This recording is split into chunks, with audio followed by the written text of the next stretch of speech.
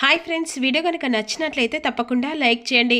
ఎలాగైనా నీ బిడ్డను బ్రతికించాను, అంతేకాకుండా ఆ బిడ్డ మీకు దరి చేరాలని చెప్పేసి రోడ్డున తీసుకెళ్ళి రోడ్డు మీద వదిలేశానని చెప్పేసి సిస్టర్ చెప్పిన మాటలకు శ్రీకర్ అవని ఒక్కసారి షాక్ అయిపోతారు. ఈలోపు నిహారిక ఎలాగైనా వేదవతిని చంపాలని చెప్పేసి రివాల్వర్ పట్టుకొని వస్తూ ఉంటుంది. పాప ఏదో ఒక చోట బ్రతికే ఉంటుంది, ఏదో ఒక రోజు మీ ముంగటికి వస్తుంది. ఈ విషయం చెప్పాలని 2 సార్లు ప్రయత్నించాను, కాకపోతే కుదరలేదని చెప్పేసి సిస్టర్ చెప్తుండగా వీళ్ళ మాటలు విని ఒక్కసారి షాక్ అయిపోతుంది. ఎందుకు ఇలా చేసావు, అసలు ఎవరు నీతో ఇలా చేయించారని చెప్పేసి అవని సిస్టర్ని అడుగుతుండగా డబ్బుకు ఆశపడి చేశానండి, డబ్బుకు ఆశపడ ఎవరు నీతో ఇలా చేయించారు అని చెప్పేసి ఈ విధంగా అంటుండగా నిహారిక అని చెప్పేసి ఒక్క మాట విని ఒక్కసారిగా అవని శ్రీకర్ మాత్రం షాక్ అయిపోతారు. ఏంటి నిహారిక? అవునండి, ఆ రోజు నీకు ఆడపిల్ల పుట్టింది, ఇక నిహారిక మాటలు విని డబ్బులు తీసుకొని ఇక నీ పాపను చంపాలని చెప్పేసి అనుకున్నాను, కాకపోతే నాకు చంపే ధైర్యం రాకుండే రోడ్డు మీద అలా వదిలిపెట్టి వచ్చాను, ఇది జరిగిందండి అని చెప్పేసి జరిగిందంతా చెప్పేసరికి ఇక సిస్టర్ చెంప ఒక్కసారిగా అవని పగల కొడుతుంది. అసలు నీకు ఏ అన్యాయం చేశానో, ఆ నిహారిక ఏ అన్యాయం చేశానని చెప్పేసి నా బిడ్డను దూరం చేసి ఇప్పుడు నా కుటుంబానికే దూరం చేసి నన్ను ఇలా వేధించక తింటున్నారు, ఆ నిహారికను చంపేస్తాను చెప్పేసి ఈ విధంగా అనుకుంటుండగా ఈలోపు నిహారిక ఎలాగైనా వేదవతిని చంపితే ఆస్తి మొత్తం తన పేరు మీద వస్తుందని చెప్పేసి అనుకుంటూ ఉంటుంది. ఇక మరోవైపు నిహారిక సిస్టర్ చెప్పిన మాటలన్నీ వింటుంది. ఒక్కసారిగా షాక్ అయిపోతుంది. ఇది నిజమంతా బయట పెట్టింది, ఎలాగైనా అవని ఇప్పుడు నన్ను చూస్తే వదిలిపెట్టదు, ఇక్కడ చంపేస్తుందని చెప్పేసి వేదవతిని చంపే టైంలో ఇక అవని సిస్టర్ చెప్పిన మాటలు విని ఇక ఒక్కసారిగా నిహారిక అక్కడి నుంచి వెళ్ళిపోతుంది.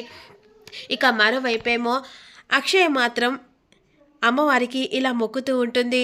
అమ్మ, ఎందుకమ్మా ఇక ఇలాంటి బాధనిచ్చావు, అమ్మ లేకుండా బ్రతికే వాళ్లకు ఎలా ఉంటుందో అమ్మ లేని వాళ్ళకే తెలుస్తుంది తల్లి అని చెప్పేసి అమ్మవారి ముంగట అక్షయ్ ఈ విధంగా అంటూ ఒకటే కోరుకుంటున్నానమ్మా, శ్రీకర్ సారికి వాళ్ళమ్మను దూరం చేయకు, ఎందుకంటే నేను అమ్మ లేకుండా బ్రతుకుతున్నాను కదా, కానీ ఈరోజు నువ్వు అమ్మలాగా నన్ను ప్రేమగా చూసుకుంటున్నావు కదా, అలా అని చెప్పేసి శ్రీకర్ సార్ వాళ్ళ అమ్మను దూరం చేస్తే ఆ సారు బ్రతకలేడు, కాబట్టే అందుకనే నిన్ను కోరుకుంటున్నానమ్మా, ఎలాగైనా సరే శ్రీకర్ సార్ వాళ్ళ అమ్మను దూరం చేయకు అని చెప్పేసి అమ్మవారికి ఇలా మొక్కుతూ ఉంటుంది. అక్షయ్ వెంటనే కోలుకొని తను ఇంటికి వెళ్ళాలి, ఆమెను చూసి కుటుంబ సభ్యులు చాలా సంతోషపడాలి, నేను ఎప్పుడూ ఏది కోరుకోలేదు కదా, ఈరోజు శ్రీకర్ సార్ వాళ్ళ అమ్మ కోలుకోవాలి, తను ప్రాణాలతో తిరిగి మళ్ళీ బయటపడాలని చెప్పేసి కోరుకుంటున్నాను,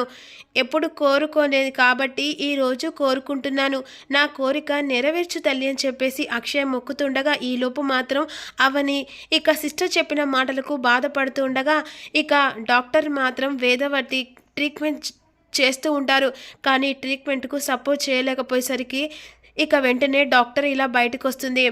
సారీ అండి, నేను చేసిన ట్రీట్మెంట్కు సరిపోవట్లే, అంతేకాకుండా తను సపోర్ట్ కూడా చేయట్లేదు, చూద్దాం ఏం జరగబోతుందనేది, కాకపోతే తను సపోర్ట్ చేయలేకపోతే మా చేతిలో ఏదీ లేదండి, అంతా దేవుని మీదే భారం వేయాలని చెప్పేసి ఈ విధంగా అంటుండగా ఒక్కసారిగా శ్రీకర్ అవని షాక్ అయిపోతారు.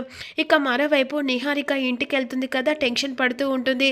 ఇక అవని బిడ్డ బ్రతికే ఉందని చెప్పేసి నిజం బయటపడ్డది, ఈరోజు అవనికి తెలిసిపోయిన నిజం రేపు నన్ను ఎలాగైనా చంపేస్తుంది, ఇప్పుడు అవని నిజాన్ని తెలుసుకున్న తర్వాత నన్ను ఎట్టి పరిస్థితిలో వదిలిపెట్టదని చెప్పేసి ఈ విధంగా టెన్షన్ పడుతుండగా కృష్ణ వస్తాడు. ఏంటి, ఎందుకు బంగారం అంత టెన్షన్గా ఉన్నావు అని చెప్పేసి అంటుండగా ఏం లేదు, ఏంటి చెప్పు, ఎందుకు అంత టెన్షన్గా ఉన్నావు?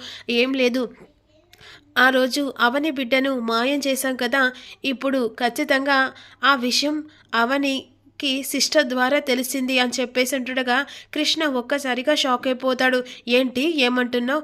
అవును, ఆ రోజు ఇక అవని బిడ్డ పుట్టద్దు, బిడ్డ పుడితే ఈ ఇంటికి వారసురాలు అవుతుందని చెప్పేసి నాకు పుట్టని బిడ్డ అవని ఎలా కంటుందని చెప్పేసి ఆ మంటతో అవని బిడ్డను మాయం చేశాను, కానీ ఆ రోజు అలా కమ్ముకపోయిన నిజాన్ని ఈరోజు వెలుగులోకి వచ్చింది.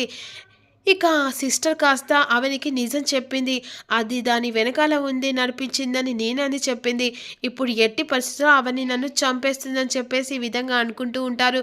ఇక మరోవైపు బయట కూర్చొని అవని శ్రీకర్లు మాత్రం చాలా బాధపడుతూ ఉండగా వెంటనే సిస్టర్ డాక్టర్ని పిలుస్తూ ఉంటుంది.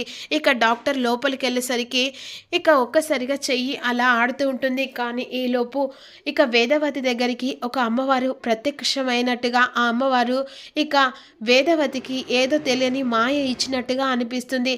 వేదవతి చేసిన పూజలు ఎక్కడికి పోలేదని చెప్పేసి వెంటనే అమ్మవారు ఇక ప్రత్యక్షమై తనకు నిండు ఆయుష్తో బ్రతికిస్తుంది. ఈలోపు సిస్టర్ అది చూసి షాక్ అయిపోయి వెంటనే డాక్టర్ని పిలిచిన తర్వాత డాక్టర్ లోపలికి వచ్చి ట్రీట్మెంట్ చేస్తుండగా రెస్పాండ్ అవుతూ ఉంటారు. ఇట్స్ మిరాకిల్, అసలు ఎక్స్పెక్ట్ చేయలేదు. తను చనిపోయే స్టేజ్లో ఉన్నా కూడా ఇలా ఇక త్వరగా అని చెప్పేసి వెంటనే ట్రీట్మెంట్ స్టార్ట్ చేస్తుంది కదా. ఈలోపు ఇక అవని చాలా కంగారు పడిపోతూ ఉంటుంది. శ్రీకర్ మాత్రం అమ్మ బ్రతుకుతుందా లేదని చెప్పేసి చాలా బాధపడుతూ ఉంటారు. ఈలోపు డాక్టర్ బయటికి వస్తారు కదా. చాలా మిరేకల్ జరిగిందండి. అసలు ఎక్స్పెక్ట్ చేయలేదు. తాను చావు అంచుల్లాగా ఉంది. బట్ ఇప్పుడు మాత్రం మేము చేసే ట్రీట్మెంట్కు సపోర్ట్ చేస్తుంది. అంతేకాకుండా తనకి మెలకువ కూడా వస్తుందని చెప్పేసి ఈ విధంగా అంటుండగా ఇక శ్రీకర్ అవని మాత్రం చాలా సంతోషపడుతూ ఉంటారు.